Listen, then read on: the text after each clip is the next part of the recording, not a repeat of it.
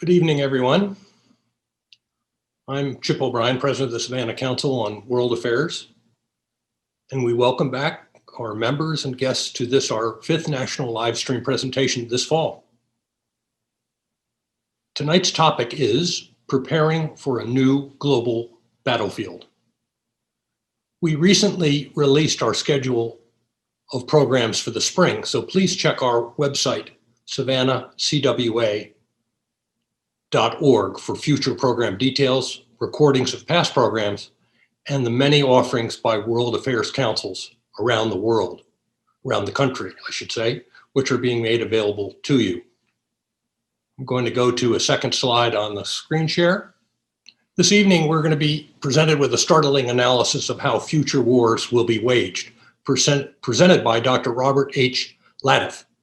As is our practice, Jim Van Epps will introduce our speaker and moderate questions which you can submit by using the Q&A button on your Zoom screen. First, though, let me reiterate our thanks for the outstanding support we are given all year by our platinum sponsor, Kreitz Auto Group, who sells and services BMW, Mercedes, Buick, GMC, and Sprinter vans.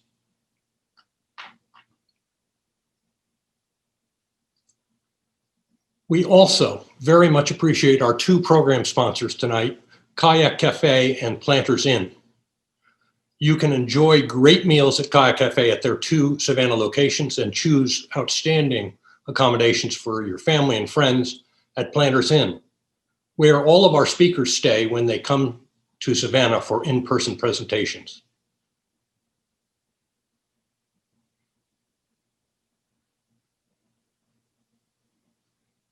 So please support these three sponsors who, together with our member dues, our guest fees, enable us to bring you these programs and fund our study abroad scholarships for Savannah State and Georgia Southern University students. We have made it very easy for you to join, renew, or donate by visiting our website. I'm going to drop the screen share here. Now I'm going to introduce our, turn over the mic, I should say, to my fellow director, Jim Van Epps, who will introduce our speaker. Jim? Chip, I'm here. Thank you. As Chip indicated, our presentation this evening is by Dr. Robert H. Latiff, based on his current book, Future War, Preparing for the New Global Battlefield. I hope you've read Dr. Latiff's impressive official resume in the notice of this evening's presentation. If you haven't, please do so. I won't repeat it here, but a couple comments. He's a graduate of the National Security Fellows Program at Harvard's JFK School of Government. And Major General Latiff is a retired United States Air Force Major General. And in fact, he's not only a Major General, he's a PhD, so we'll call him doctor at times, and he's a professor. So any one of those terms we will slide, terms of address, we'll slide back and forth and use, and they'll be appropriate. He received his PhD and his Master of Science in Materials Science and his BS in Physics from the University of Notre Dame. Having read his more complete bio, as I mentioned, I asked him for a little more on the side that would portray how he got to the more important positions that are in his resume that you would have seen. And these were his thoughts. So he said, right after my PhD at Notre Dame, I was assigned to Germany and served in the 3rd Armored Division as an infantry platoon leader with about 30 to 35 soldiers, guarding the Fulda Gap, the classic Warsaw Pact invasion route into Western Europe and NATO when there was a NATO Warsaw Pact confrontation. He was then assigned to command an Army tactical nuclear weapons unit supporting NATO forces in Europe. His last Army assignment was as a professor of engineering at West Point. But then he transferred to the Air Force and worked as a scientist, he says, at the Air Force Research Laboratories, and then was assigned to the Pentagon, where he worked in Strategic Defense Initiative, or we recall Star Wars program. Then to the staff of the Secretary of the Air Force to work on other kinds of space projects. So he spent a year at the Harvard Kennedy School and then was assigned to Hanscom Air Force Base in Massachusetts, where he says, I managed programs to upgrade the North American Air Defense Command's underground facilities at Cheyenne Mountain in Colorado.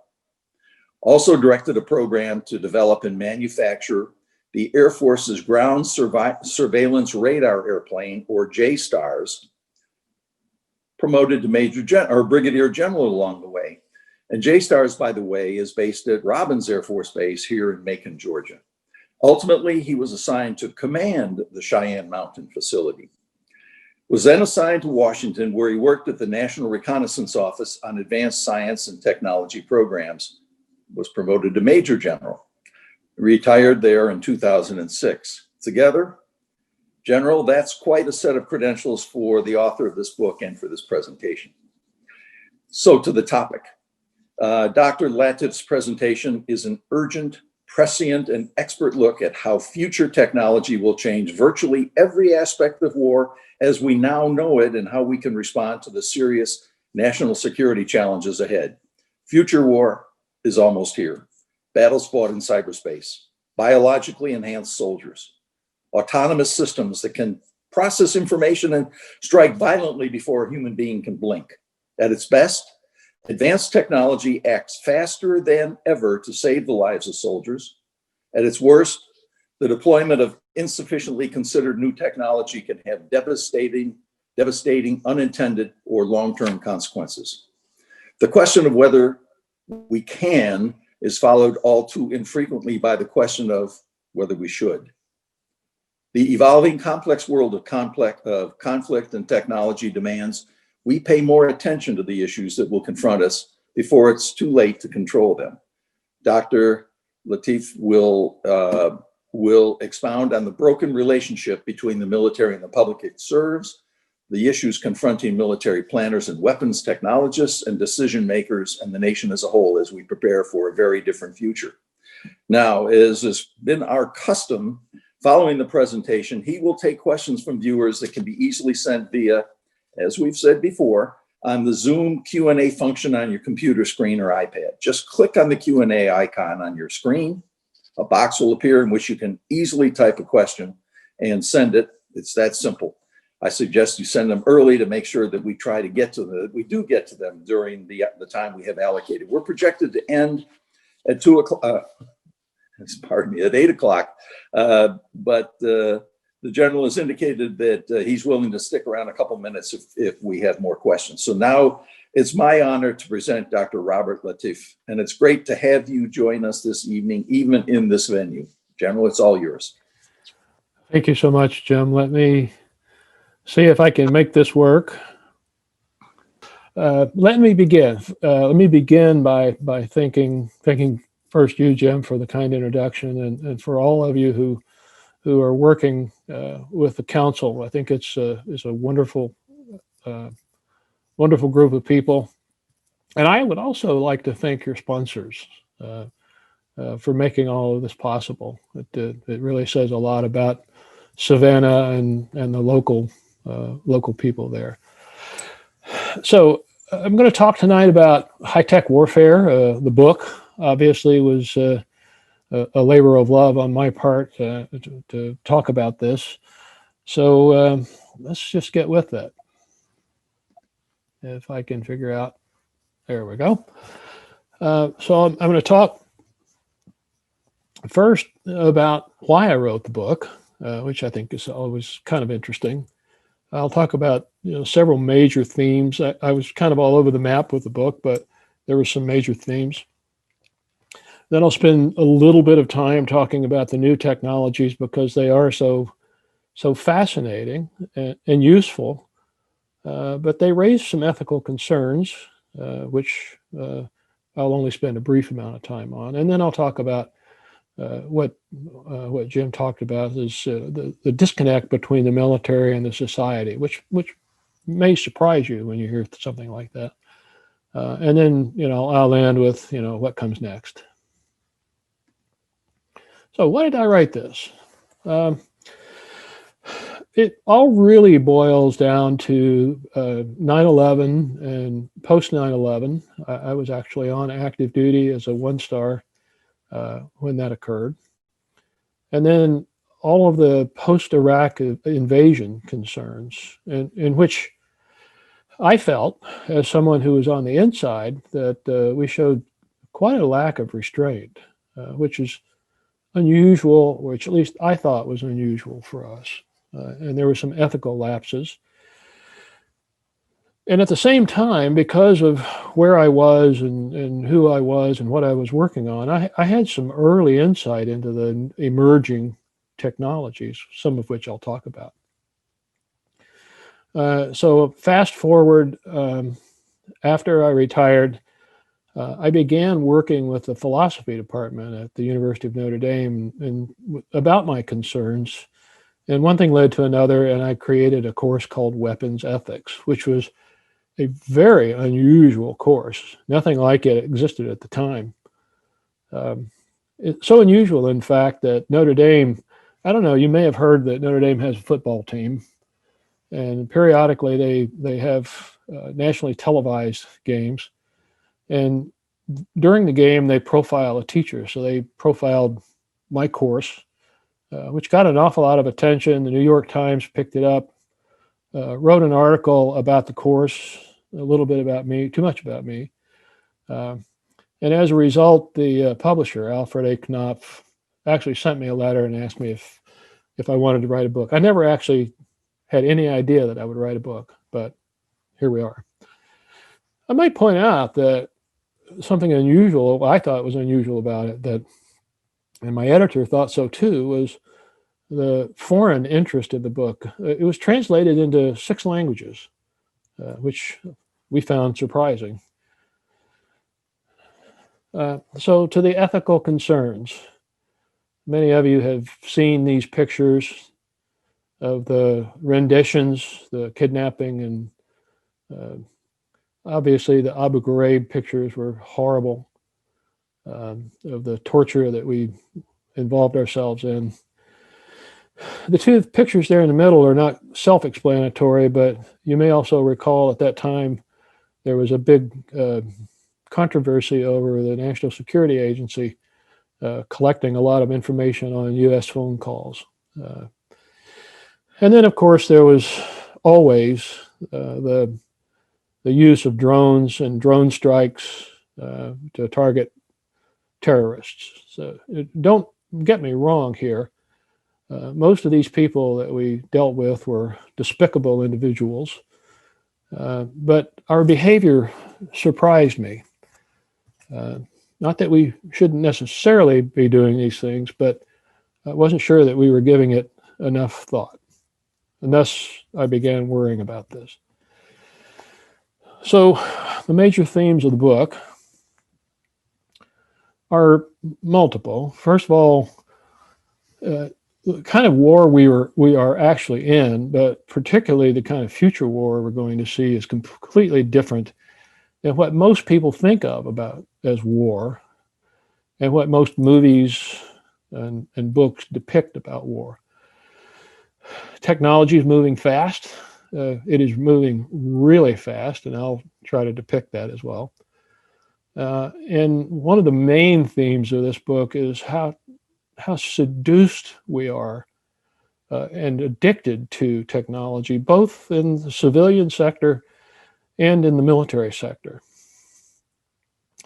The technologies themselves are different than anything we've dealt with before. And as a result of that, they're going to challenge a soldier who wants to be and tries to be ethical and has learned over the years with our standard weapons is going to be challenged by the ones we have. And then I sort of take a 90-degree turn and I talk about our proclivity for military solutions and how uninvolved the public is. So, observations. Previous wars, this is not new, by the way.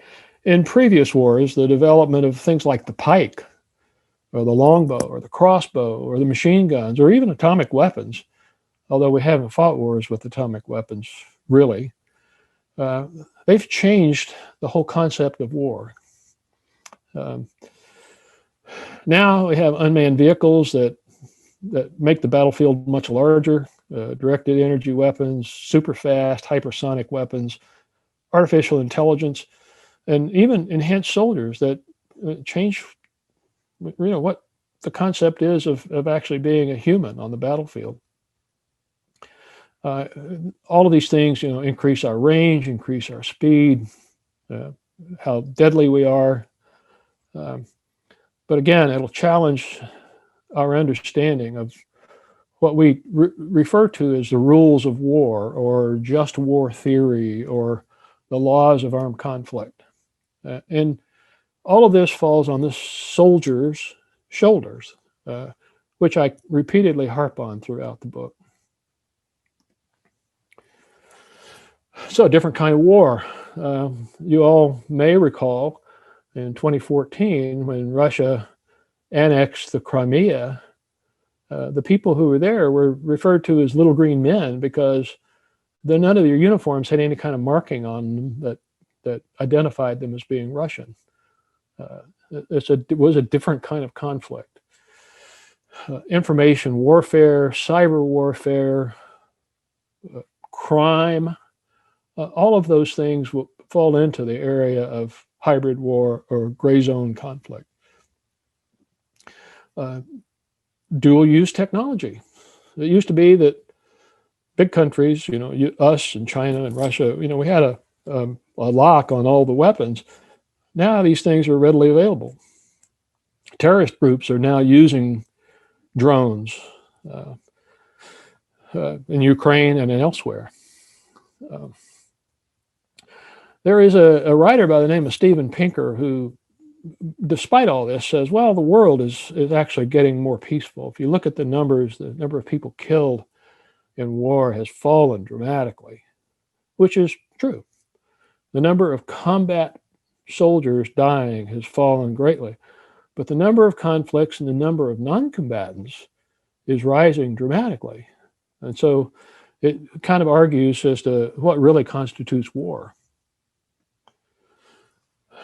So let's talk a little bit about the new technologies, because this is where it really gets interesting. So, I do point out that if one looks at the history of weapons evolution, it follows a kind of procedure, a process called punctuated equilibrium, in which we get something and it moves on and on and on for a long time, improving gradually by steps, evolutionary, and then all of a sudden something comes along that's completely revolutionary, and it goes on for a while, and we improve it, and then something else comes along. The point is that this sounds very much like evolution, where we have mutations. And the point I make is that we're right now in the middle of a mutation with the really explosive use of computers and data mining and big data and artificial intelligence for weapons purposes.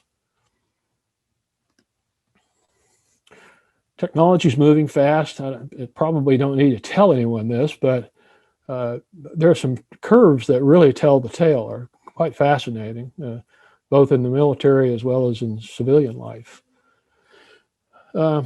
And the Department of Defense and other militaries across the world are racing to keep up. So you may remember that in the previous administration, we referred to it as the third offset strategy. Now we're talking about our new national defense strategy, and the Department of Defense has priorities, which I'll to show you. We have a joint artificial intelligence center. The Congress is passing laws about artificial intelligence. And Russia and China, especially China, have involved in massive investments in many of these technologies. It is not at all unusual to say that the U.S. is actually falling behind. It may have already fallen behind in some of these areas. So these curves are really interesting. I won't dwell on them, but you can see in the early part of the last century, when new technologies were introduced, sometimes it took 10 years between the introduction of one technology or another. Between the telephone, for instance, and the refrigerator. Electrification of the United States. Look how long it took to finish from 1900 to 1960. And what has happened is, and it's particularly associated with the introduction of the computer, is that now the introduction of new technologies happens so much more frequently, and the slope, the steepness of those curves, they're almost vertical in many cases. So you introduce a technology, it immediately makes its way throughout the population, and then right on its heels is another one. And this is actually happening not only in civilian life, but in military life as well. I won't dwell on this. The point is that when things are going that fast and only an elite, trained engineers and scientists can keep up, everybody else just gets mystified by it. Natural biology is not too bad, it holds still, but when you think about things like synthetic biology or artificial intelligence or quantum computing, we're just mystified by it. And when we can't understand it, we basically just stop trying. And the public just gives up, basically accepting whatever technology companies tell them to accept, which is not too bad, I guess, in civilian life. But when it comes to weapons, when the military itself doesn't understand how weapons work, that's not a good thing. We're seduced by technology. I could go on forever about this, but starting even with right after Napoleon, the large-scale standing armies. After the Civil War, the technology weapons industry grew like topsy. World War II innovations like poison gas and tracked vehicles. Machine gun was around before then, but it was used heavily in World War I. Nuclear and radar and rockets in World War II. The use of helicopters in Vietnam was really an unusual thing. It was very innovative, as was the use of Agent Orange, but we saw what happened there. And then even as recently as Desert Storm, precision-guided munitions. Everybody remembers the pictures of the missiles going into the windows of the buildings, and the green light of all of the tracers trying to find the stealth airplanes. So all very much about technology. We have enormous military budgets. This one is fascinating because if you look at it over decades, we typically would average between $450 and $500 billion a year for the military. And of course, it peaked during conflicts. But look what happens after 9/11. It became a gradually, or not so gradually, steepening curve. And now, this isn't corrected for 2005 dollars, but now we're at $750 billion. That's a lot of money for weapons. And coming soon to a theater near you, we have a new tactical nuclear weapon being worked on. We have a new bomber.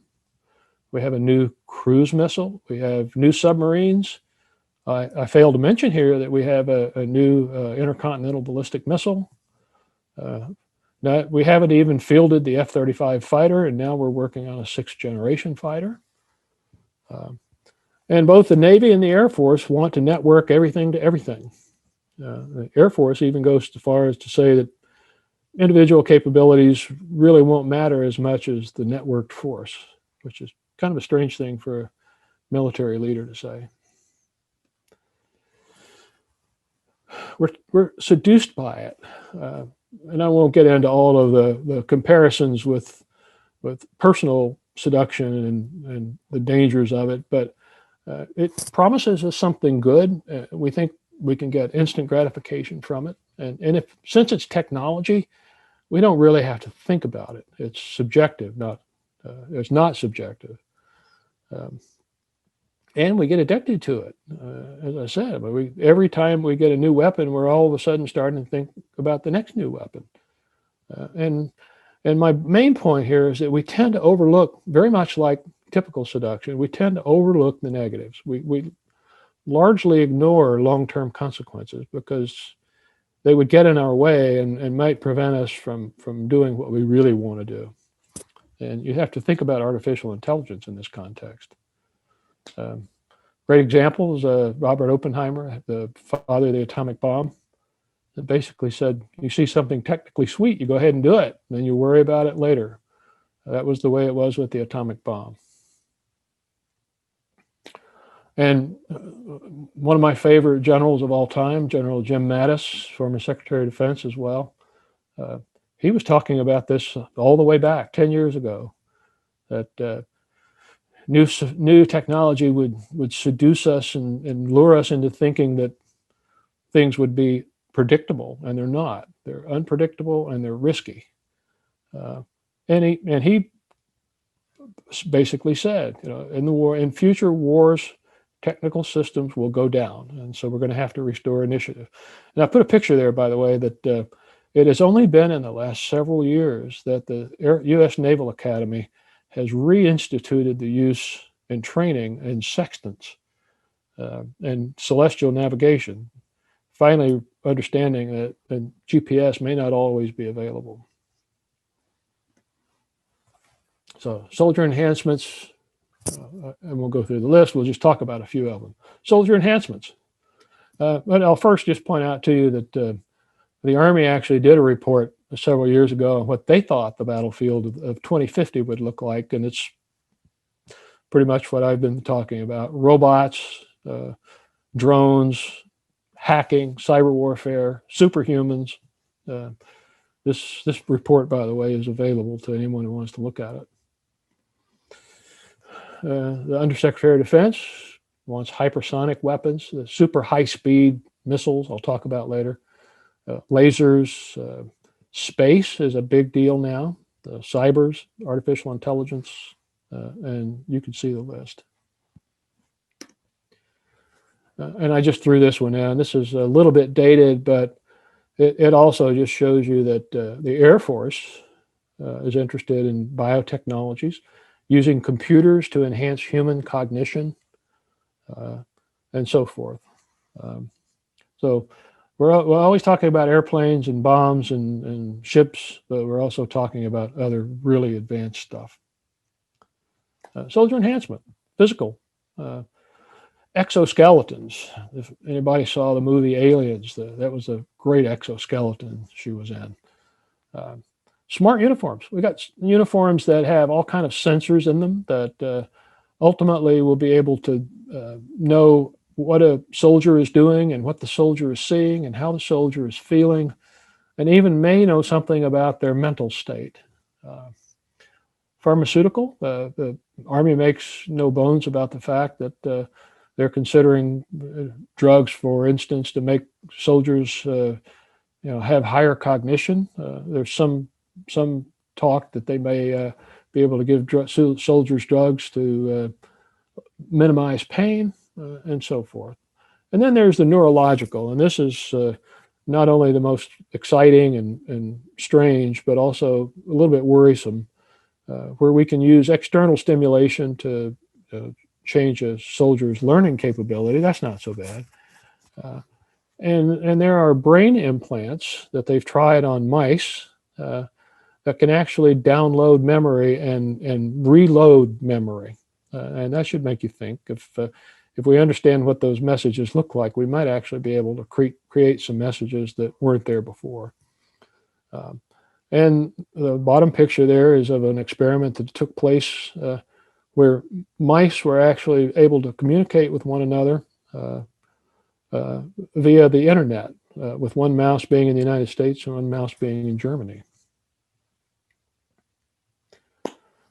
Space and cyber warfare and electronic warfare, I've grouped these all together because they have an awful lot to do with the electromagnetic environment, and hacking and spoofing and deception, and the uncertainty and the unpredictability that comes as a result of all of those things. So the picture on the lower left is just a depiction of two satellites in space. And what we're seeing an awful lot of now, recently, is satellites approaching one another. And so there's a big chance of provocative behavior in space, and difficulties in attribution of who's doing what to us, and what we're going to do as a result of that. Hypersonics is a big deal. You probably have read we and the Russians and the Chinese are all working on hypersonic cruise missiles. That's the top picture, that fly through the atmosphere. Of course, they get very, very hot. They're going 5 times the speed of sound. They can be equipped either with nuclear or non-nuclear warheads. Then there's the so-called boost glide vehicle that goes up on the top of a missile, releases the little warhead on the front, which maneuvers on its way down. And then, of course, there are basically projectiles that are fired at super high speeds. And the problem with these, particularly the boost glide vehicles, is they're confusing. We used to know when a missile launched that it was almost exclusively a nuclear weapon. Now we don't know for sure. The reduced decision times, these things can make it to their targets in half or less the time than a typical weapon. They're hard to defend against because they're going so fast. So they create a very destabilizing atmosphere. Drones, obviously the tethered drones, like the little one up on the left, is not a big deal. It reduces dangers to our soldiers. It does change the risk equation. It might make us a little bit more likely to engage in combat if it's not at our risk. We have drones, as you see there, air drones. Then, of course, over on the right, that's a water undersea drone. The drones themselves, when they're tethered, are not so bad. If they're autonomous, that becomes a real problem, a real issue. And there's quite a debate over what meaningful human control means. If a weapon is given the opportunity to make a decision, we're not sure that it's capable of the things that soldiers are capable of empathy and altruism and honor and courage and loyalty, all of those things that soldiers employ on a battlefield. And then, of course, there's the question of command and control, overall larger command and control.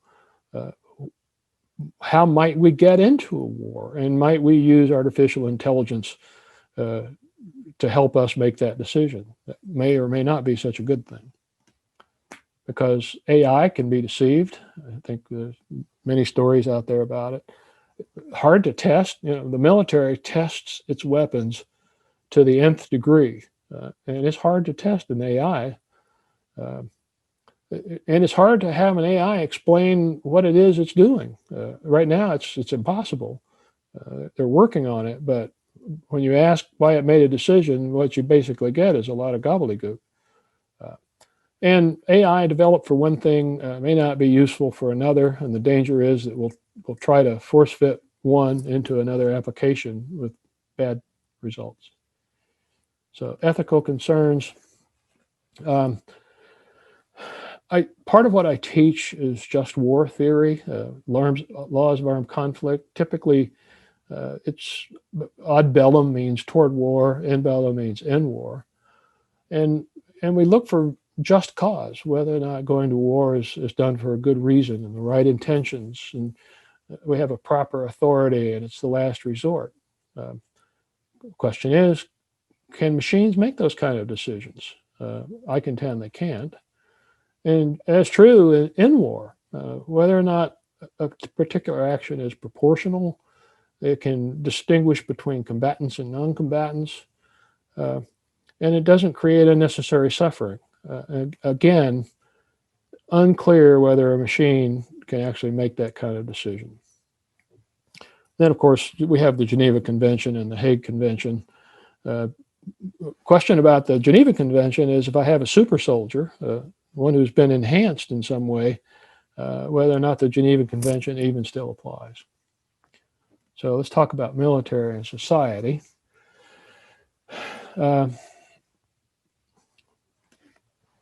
So I contend and often write and speak about the fact that I am often thanked for my service, and I am honored and deeply grateful to the people who thank me for my military service. That goes without saying. But in general, in the U.S., maybe not so much true in other countries, but in the U.S., we pay, very loud and what I call garish lip service to our military heroes. All military peoples are heroes. I'm not a hero. There are some out there who are true heroes, but what they don't do is they don't take the time to understand about the military. And that's what I'm talking about when I say the public is uninvolved. They can't even answer the most fundamental questions about the military, how it's organized, how it gets its missions, what are some of the impacts. And so that's where I talk about in the book quite a bit. The American public, while they love their military, they don't pay directly for it. They don't pay taxes, although they do pay in the end. It's sort of mortgaging our future for these big military budgets. But they don't pay, nor do they participate. 1% of the American population is serving and is fighting all the country's wars. And then when you ask young people, less than a third of them would even be willing to participate. So again, my point is that we don't know anything about military issues. Don't seem to be willing to learn. Most people, this is probably not necessarily a criticism, are technically illiterate, but it is a problem that most of our politicians are technically illiterate. And I have the Ukraine example there. It was kind of a funny example of when the Russians went into Ukraine, somebody did a survey and 60% of the people said, yeah, we ought to take military action. And pretty much the same 60% didn't even know where Ukraine was, which I found to be a little humorous. This basically talks for our preference for military solutions. I won't belabor this. The U.S. is an exceptional country. There's no question about it. But the problem often becomes is that we think we're more exceptional than anybody else. And when others don't agree with us, we resort to force, which is not what I think is meant by American exceptionalism. And there's some numbers down there. The Congressional Research Service says that we've had 60 military deployments in the last 70 years. That's quite a bit. And right now we have forces in 120 countries. That's a pretty substantial fraction of all the countries in the world. So what can we do? Pretty standard. We need to slow down the rush to implement technologies until we've studied them. I participated in a report for the Defense Advanced Research Projects Agency. And what we recommended to them was that not that they stop or necessarily even slow down the research. I mean, we have to continue to do the research. There's no question about that. But we do need to slow down the implementation of those things until we actually study what their long-term consequences are. I say we need to make honest attempts at arms control and non-proliferation agreements. Right now, particularly right now, we've pulled out of almost all of the treaties that we've been involved in. And at least for the last decade, we've been unwilling to participate in any space treaties or cyber treaties or anything of that nature. And that needs to change. I am a firm believer in the authorization to use military force. I am not against military force at all, but it needs to be authorized. And politicians must go on record, sign on the dotted line, if you will, and say whether or not they agree to it. They can't just, basically depend on the executive to make those decisions for them. I think we need to pay directly. We've been putting wars on credit cards, and pretty soon we're going to have to pay the piper. So if we want to go to war, we should actually pay taxes for it. Then we might see that the American people will be a little less willing to support the war. we need to get the study of government and military back into the education system.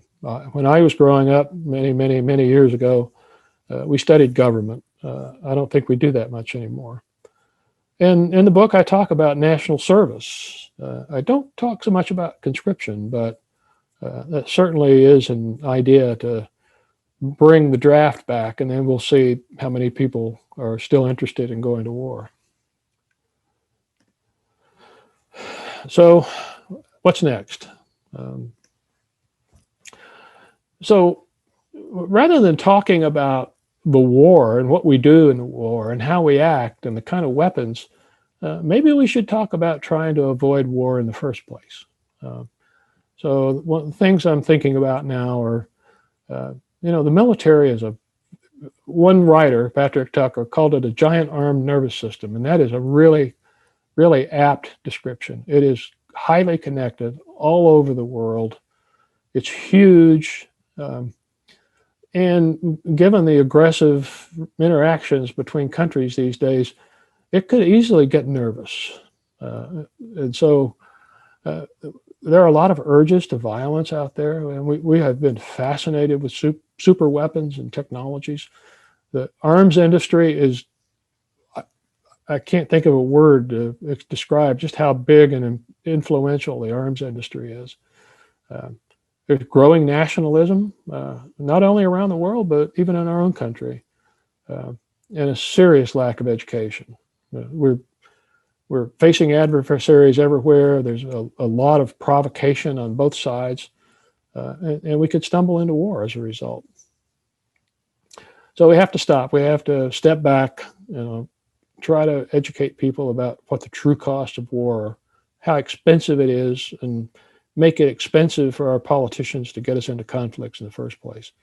And then basically just lower the level of tension. It's we have to keep a war from starting. And of course, at the end of the day, design our systems so that they don't send us into war unnecessarily. And all of the things that I just talked about, I've actually written another book. Hopefully it'll come out next year that talks about trying to avoid a war in such a high tension world. And I think, I haven't been watching the time, but I think that's the end of my presentation. I'm really anxious to get some questions. Okay. Good. Thank you. Excellent. Really enjoyed it. And it moved faster than my Army 2.5 mile brain could keep up with this to some extent. But let's see about some of the questions that I've got here. Richard Danner asks, so Congress is so vested in traditional defense expenditures, such as naval aircraft carriers, tanks, bases, and so forth. How likely is it that things will actually change anytime soon? Good question. I think that the budgets are actually going to force us to change. So many of the big ticket items are going to have to be cut. We just won't have the money to pay for them. They're getting more and more expensive, and we won't be able to keep up with all of that. I suspect that even under a new administration, many of the expensive systems will stay around. A lot of the expensive old systems we're finally going to be able to get rid of. What has been happening in many cases, the A-10 airplane was a perfect example of it. The military wants to get rid of things and Congress won't let them because it brings money to their district. I think the budgets are going to actually force us to finally get rid of some of the old systems, maybe modernize some new systems. But it is very entrenched. It is entrenched not only in the United States, but all over the world. So big weapon systems will continue. They'll probably never be used. We hope they'll never be used. Okay, thank you. And let's go to a question from Barbara Ruddy, who asks, we're going to ask you, Professor, to go out on a limb here and tell us how you see President-elect Biden's foreign policy rolling out? And what do you think some of his first couple priorities might be? Okay, I will just tell you that I have received no calls from the White House, so I have no insight. But here's what I think. I believe that, and agree, by the way, Okay. that he will try to get us back into being parts of treaties and international agreements. He will re-engage with our allies. Maybe, I think part of what was done with our allies was a wake-up call. They do have to contribute more to their own defense, but we may have gone too far. So I think he'll reach out to our allies. He will actually reach out to our adversaries in hopes that we can finally come to some agreements because we have to. I honestly, I think the Middle East will become less important in a Biden administration, perhaps, but I don't know. That's my best guess.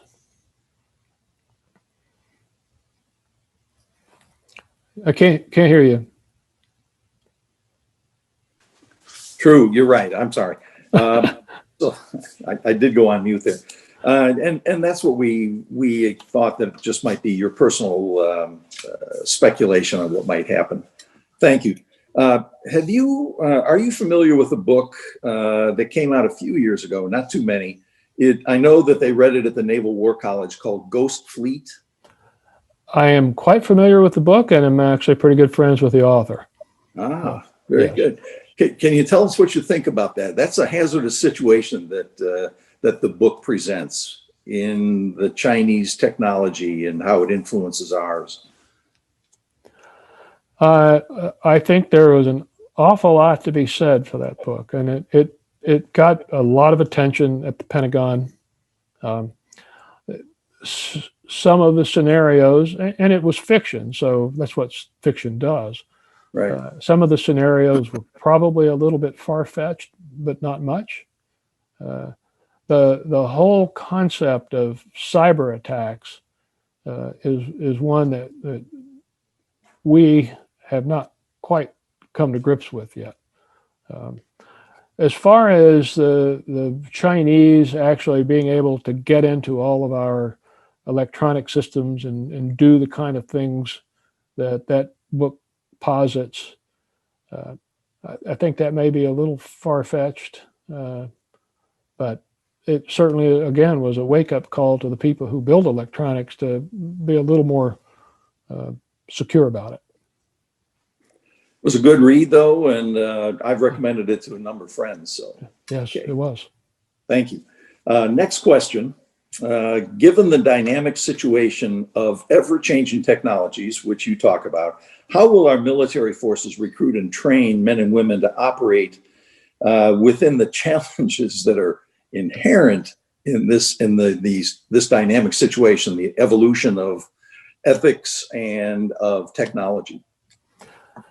Well, to sort of the first part of the question, the young people we're bringing on these days are, as you know, digital natives. So they are actually familiar with and can adopt this stuff an awful lot quicker than a person like myself.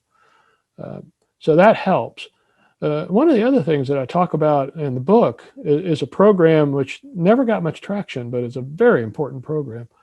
The Department of Defense is now working, or was working, on bringing people in who are experts, rather than bringing them in at the very lowest level, rank level, bringing them in at medium ranks and maybe even upper ranks, primarily because of their expertise. So that's one way of getting very, very quick technology infusion into the military. In terms of your question about ethics, that is something, I should tell you, first of all, that military schools all over everywhere all of them teach some form of ethics. Frankly, I think my point, the one I often make, is it's not quite enough, and it's sort of done by rote, and it needs to be looked at and dramatically increased. Okay. Let me ask, if I could, a question that we have on killer robots. What do you think is the future of killer robots, and should there be a ban on it? Is that even possible? I mean, we've supposedly had bans on the use of weapons in space and Antarctica, and those things are changing. Those two conditions, prohibitions that we had over the past decades. What about killer robots? Is it possible to control them? I think the simple answer is no. I can't read. Particularly the big countries like us and China and Russia, they already have these things. They exist. And to say that we're going to ban them probably would not work. I do not think it would work. Because quite frankly, when you ban something, it merely goes underground. And what you want to keep it above ground. And so I'm a great advocate for not banning it. In fact, some of the technologies may actually be useful and necessary ultimately in a war. But what there should be treaties that, at a very minimum, control the proliferation, control the shipment of this kind of technology to regimes that wouldn't use it properly. So I think killer robots, so-called killer robots, autonomous lethal weapons, more accurately, they're here. They're going to be here. They're going to stay here. And the best I believe we can do is not ban them, but to try to at least mitigate some of their bad effects. Thank you. And the next question I have comes from Chip O'Brien, who, in the course of reading your book, came away with the question of, is our technological dominance sustainable? How can we restore or maintain the edge that we used to have? That's a great question. I think we could. I don't think we will, because we are not focused on it.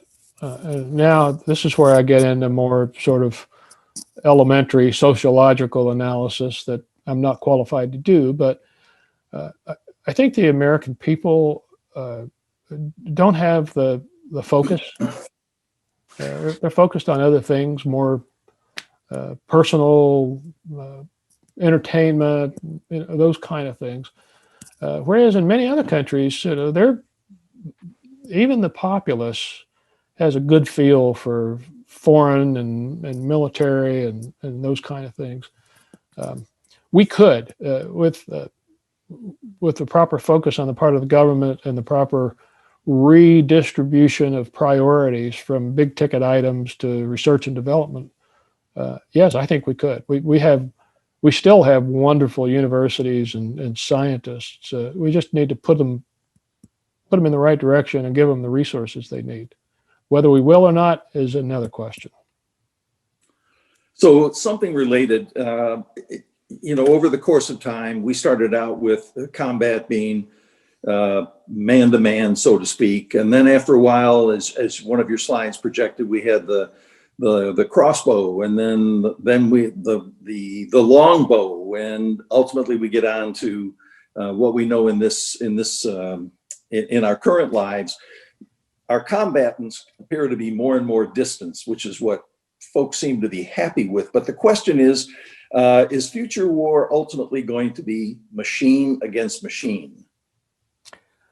That's a great question, and it's actually a legitimate question. But my answer to it is always that the purpose of war is to impose your will on another country or another group of people. It could be that cyber, with computers attacking computers, might end up, letting us achieve our objectives.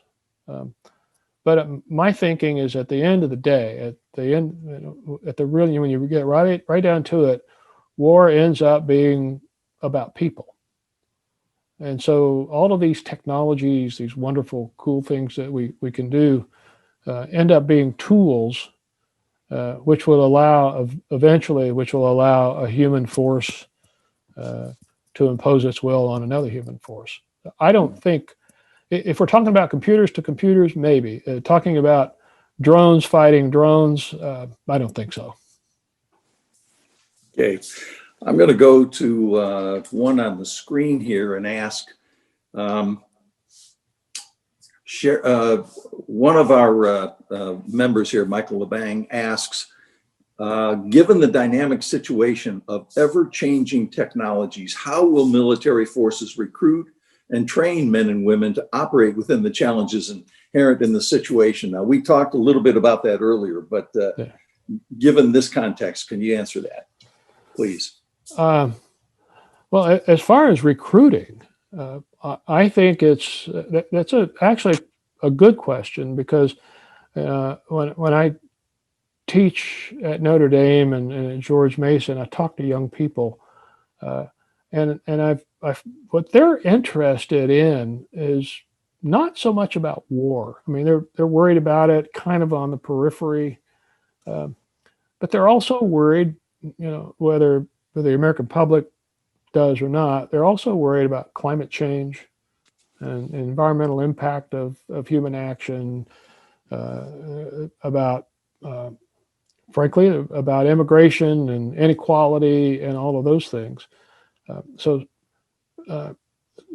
somehow we have to make the connection between being technically astute and understanding about how important technology is to mitigating all of those threats, to include war threats, and then using that kind of information to recruit young people. I think if we can go after the things that interest them. Somebody once said, the public will be interested in you if you're interested in the public. So I don't know, maybe that helps or maybe it doesn't. So I've got two more, and I know we're a minute or two past 8 o'clock. If we could beg your indulgence to absolutely, please. Two more questions. Please. Really different types of questions. You did talk about education and the fact that they don't teach government in school anymore. So this question that comes to us says, do you have any thoughts as to how to popularize K-12 courses in government history and geography? For example, in this educational fashion era of STEM, how can we return to some of government and history and geography? Well, that one comes at me from a different angle, but I would sort of point back to my most recent answer is, if we can make the study of government somehow related to those things that interest people, young people, environment, and all those things that I mentioned, maybe we can make it interesting to them. You don't see anything, you're not aware of anything in education that is in one state or another moving in that direction, do you? I haven't seen anything like that. No, I haven't, but I do know it exists. There was a National Commission on Military and Government Service or something like that is meeting or has been meeting. And one of the things that they do talk about is the reinstitution of government in schools. So I'm sure that there is work out there that's been done. I am not adequately aware of it. Okay, and last question, thank you. And the last question that we have, And this really gets the conversation going on this question, depending on where you are. Do you believe that we should re-enter the Iran nuclear treaty? What are your thoughts on that? Okay, I don't mind. I am retired, so I'm speaking as a public citizen. Sure. I think, yes, we should. As a matter of fact, before we signed the last one, I sat on panels that talked about it. And one of the things that I'm very fond of doing is saying, I've read it. Have you? And I think that probably 99% of the people out there who were against it never read it. And most people will tell you it is not a great agreement. But it is an agreement. It does not completely prohibit them from making a nuclear weapon. It delays it. So what's bad about that? So my answer was, or it delayed it. Now that we're out of it, I don't know what the story is, but there needs, they're a sovereign nation. So we need to treat them as a sovereign nation, and we need to talk with them about it.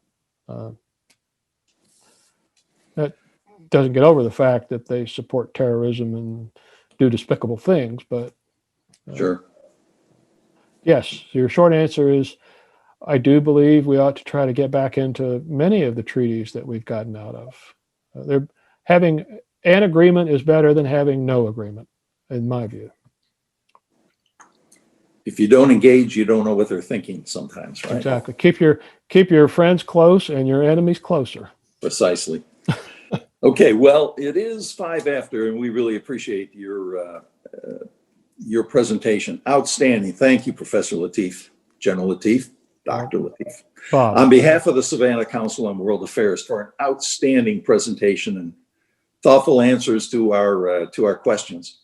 We're grateful for your contributions to our program and on a topic which begins to help organize, I think, for me anyway, our thoughts on future war, preparing for the new battlefield, title of your book. So for our members, the General's book is available online or can be currently found in your local bookstore. And again, Dr. Latiff, thank you. Next time we see you, we'd love to host you here in Savannah, the hostess city. I would love to come back to Savannah. We'll see if you've got another book coming out. We'll look for it, and maybe there's an opportunity there. Okay. And at this point, I'll turn it back to Chip. Thank you very much. Thank you, Jim. Well, thank you, General Latiff, and on behalf of our members, as Jim said, and our guests, that was a really stimulating, if not scary, presentation. Wow. We definitely will have you back when you publish your new book. Let me go to a slide here. Thank you, Chip. This is our speaker lineup for next spring. And as you can see, I hope you can see it all, there are lots of very interesting talks. Put the dates on your calendar, please. And we will really look forward to having you return in the new year to see these presentations. I also wanted to, in closing, remind you of our next meeting. Our next meeting is in the new year, January 21st, for our next program, which is the Missing Pieces of the Immigration Debate, presented by Britta Glennon, Assistant Professor at the Wharton School, University of Pennsylvania. You also can see at the bottom of the screen that this meeting will be our annual meeting as well of members. That will start at 6:30. The meeting will then move over to the presentation. So until then, I should say, by the way, on that meeting, you will get a package of information and materials and how to access the meeting before a couple weeks before January 21st. Chip, this is Jim, and if I could, we are still working with the speakers for the 5 presentations that you've had on your previous slide. We will flesh that out and get that out to everybody just as soon as we have finished coordination with each one of those 5 speakers. Great. Thank you. Thanks, Jim. Thank you for all of your contributions, General Latiff and Jim and the rest of the team. It's been a great presentation. But until that next meeting in the new year, please enjoy a healthy and happy holiday season. And let me say goodnight from Savannah to all of our listeners outside of Savannah and to our Savannah colleagues. Good night.